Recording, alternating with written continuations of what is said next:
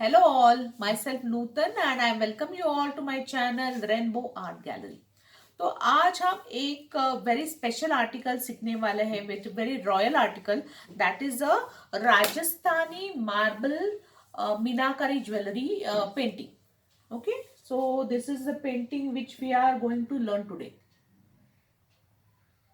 Okay, so this is called as a Rajasthani marble Minakari jewelry painting, which is very rich and expensive. If you go to buy this, online, so it costs is 1,000. It's very costly article. तो ये before starting this, I would like to tell you the history of this.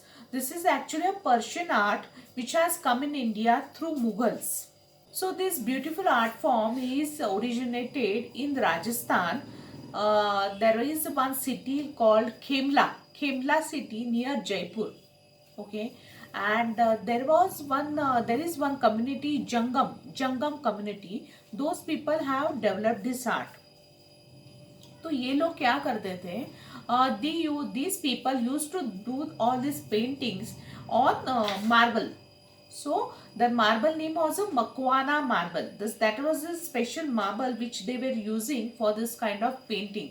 So this Makwana marble, the speciality of this marble was it was very soft in nature. You can cut it very nicely. You can polish it with the to get the shining. You can polish it. घिसाई करते थे, वो घिसाई करके उसको अच्छा तरह से polishing लाते थे. And they use to use it as a base. और आगे ऊपर पेंटिंग के लिए they use to have this tree bar जो होता है उसे tree bar. Then you can say different different colour of stones or different minerals they were using. They used to grind it, make it a paste, and they were using it as a different colors. Fine. And to give a royal look, they were using golden and silver foil. Fine.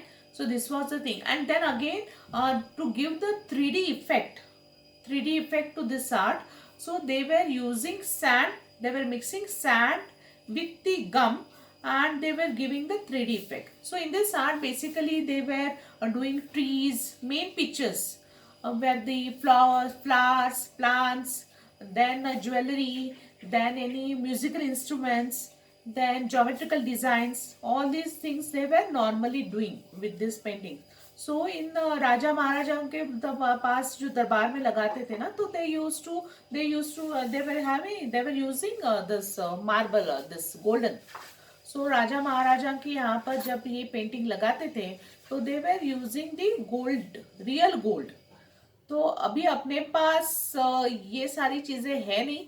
तो what we will do, we will give the marble effect to our base. We are going to use a canvas. You can use canvas, you can use marble, you can use MDF. Okay, to give a marble effect, what we will do is we will add same quantity of white color, same quantity of silver color. Okay, ये दोनों add करेंगे और इसमें थोड़ा सा a little pinch of sap green we will add into that to give a this thing. What ये to give a shining effect. Okay, तो आपको समझ में आया ये लोग कैसे करते थे. And after doing all this painting, they used to add they used to apply the lacquer in the sense varnish. They used to apply the varnish to get the shining on the design. Okay, so let's start the painting. तो सबसे पहले हम बनाएंगे base, जिसके लिए आपको चाहिए fine art का कैनवास बोर्ड. और क्योंकि मैं यही कैनवास बोर्ड यूज़ करूँगा, आप भी वही कीजिएगा. फिर आप यूज़ करेंगे फाइन आर्ट के ब्रशेस. एंड फिर आपको चाहिए फेविक्रिल के एक्रेलिक कलर्स आप यूज़ कर सकते हो. और या फिर आपको कोई और कलर चाहिए था वो भी यूज़ कर सकते हो. फिर आपको लेने हैं एक्रेलिक कलर्स में 3 shades, that is white, Saif green and pearl metallic colours, that is silver one. And फिर आपको अपना कैनवास बोर्ड सूखने के बाद उसके ऊपर येलो कार्बन पेपर रख देना है.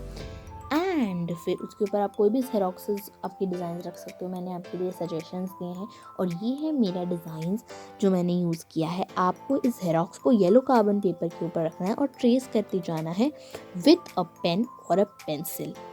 एंड अभी ये सब स्टेप्स फॉलो करने के बाद आगे के स्टेप्स आप अभी देखिए और मेरे साथ करते जाइए। करने के बाद आपको धीरे से अपना ज़ेरॉक्स और येलो कार्बन पेपर निकाल लेना है ताकि आपका जो ट्रेस है वो स्प्रेड ना हो। फिर हमने पेपर रखा है नीचे ताकि आपका जो है पेंट करते वक्त स्प्रेड ना हो। फिर आपको लेना है बर्न्ट सियाना कलर और जो आपने ट्रेस किया है उसके आउटलाइंस को आपको पेंट कर देना है विद दिस कलर। ये काफ़ी अच्छा कलर है, मतलब बहुत अच्छा है, तो आप इस कलर को यूज़ कर सकते हो। फिर आपको चाहिए पर्ल मेटालिक का गोल्ड कलर और इससे आपको उन आउटलाइंस यानी कि जो स्ट्रक्चर है उसे फिल कर देना है with Perl metallic golden colour. And फिर जो बर्न्ट सियाना का आउटलाइन है उसे भी आपको आउटलाइन कर देना है विद गोल्डन आउटलाइनर जो इजीली मिल जाता है मार्केट में। फिर सब कुछ हमें ऐसे ही कर देना है पूरे डिज़ाइन को ताकि ये अच्छे से दिखे। एंड फिर हमें इसको 2 घंटे के लिए अच्छे से सुखा देना है ताकि थोड़ा सा भी गीला ना रहे और फिर हम आगे की जो वर्क है वो इजीली कर सके। फिर आपको जो आप जहाँ पे एक्स्ट्रा जगह है वहाँ पे आपको उसे फेविकॉल लगा देना है एंड हम वहाँ पे चिपकाएंगे बहुत सारे कुंदन एंड डेकोरेटिव स्टोन्स जो मेरा फेवरेट पार्ट है इस आर्ट का। तो मैं यहाँ पे सिलेक्ट करी हूँ pink stones, orange stone, green plate में से जो आपका मन कहे वो आप यहाँ पे स्टोन्स लगा सकते हो। आपकी मर्ज़ी है, आपके हिसाब से आप स्टोन्स लगाते जाओ, खेलते जाओ और मज़े करते जाओ। फिर अच्छे से सूख जाने के बाद आपको डाल देना है ग्लास कलर्स, आपके फेवरेट ग्लास कलर्स। मेनली जो मीनाकारी ज्वेलरी होती है उसमें से जो मेन कलर्स होते हैं वो जो यूज़ होते हैं वो है blue, golden, yellow and red.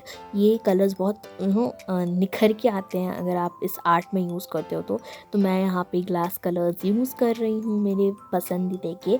तो मैंने यहाँ पे ज़्यादा करके डार्क ब्लू, ग्रीन, रेड मैंने डाला है। तो मैंने यहाँ पे बहुत अच्छे से मैं जो छोटी छोटी एरियाज़ होती हैं ना वहाँ पे मैं ब्रश से पेंट कर रही हूँ और जो बड़ी बड़ी एरियाज़ होती है जहाँ पे आराम से कलर भर सकता है वहाँ पे ऐसे नॉर्मली डाल रही हूँ। बट जो थिन एरियाज़ होती है ना जहाँ पे आप नहीं डाल सकते हो वहाँ पे मैं ऐसे ब्रश से डाल रही हूँ। तो आप ये हैक ट्राई कर सकते हो, इससे आपके कलर्स ज़्यादा स्प्रेड नहीं होंगे और एक ही जगह पे आपको डबल वर्क करने की ज़रूरत नहीं पड़ेगी और आपके कलर्स भी स्प्रेड नहीं होंगे।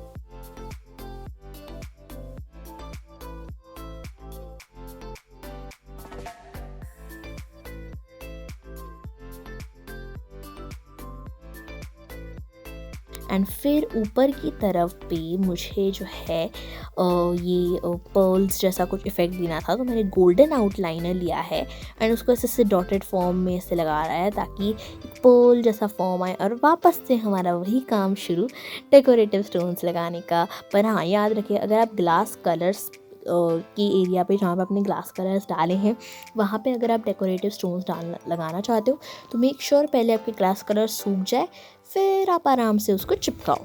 फिर मैंने वापस से लिया है बर्न्ट सियाना, पर इस बार ना मैंने बर्न्ट सियाना को 2 भागों में डिवाइड किया है। यानी कि एक साइड मैंने बर्न्ट सियाना रखा है और दूसरी साइड में मैंने बर्न्ट सियाना में थोड़ा थोड़ा पानी डाल के उसको थोड़ा सा थिन और लाइट बनाया है और उसका ही मैं आउटलाइन दे रही हूँ। मतलब एक आउटलाइन लाइट बर्न्ट सियाना का जिसमें मैंने पानी डाला है और एक आउटलाइन ओरिजिनल बर्न्ट सियाना का। तो ऐसे वो एक ऐसा शेडिंग यानी कि मुझे कॉन्ट्रास्टिंग लुक देना था तो इसलिए मैं ऐसा कर रही हूँ। आप चाहे तो इस पार्ट को स्किप कर सकते हो बट इस पार्ट से क्या होगा आपका जो कॉन्ट्रास्ट या फिर शैडो टाइप 3D लुक आएगा। तो मैं वैसे ही कर रही हूँ, एक शेड एक जो है आउटलाइन लाइट बर्न्ट सियाना का जिसमें मैंने पानी डाला है और एक नॉर्मल बर्न्ट सियाना का जिससे बहुत सुंदर कंट्रास्टिंग लुक आता है। एंड फिर मैं यहाँ पे वाइट 3D आउटलाइनर्स और पता नहीं क्या क्या कर रही हूँ। मतलब मुझे कुछ ऐसा करने का मन कर रहा था कि मैं ऐसा कुछ करूँगी और डिज़ाइंस वगैरह तो मैं ऐसे करती जा रही हूँ। आप चाहे तो इस पार्ट को स्किप कर सकते हो। तो अगर आपको ये वीडियो अच्छी लगी और हमारे टीचिंग स्टाइल अच्छी लगी तो ज़रूर लाइक करना, शेयर करना एंड चैनल को सब्सक्राइब करना बिल्कुल मत भूलना और more such amazing and interesting art videos. तो मिलते हैं अगले वीडियो में। Till then take care and bye bye.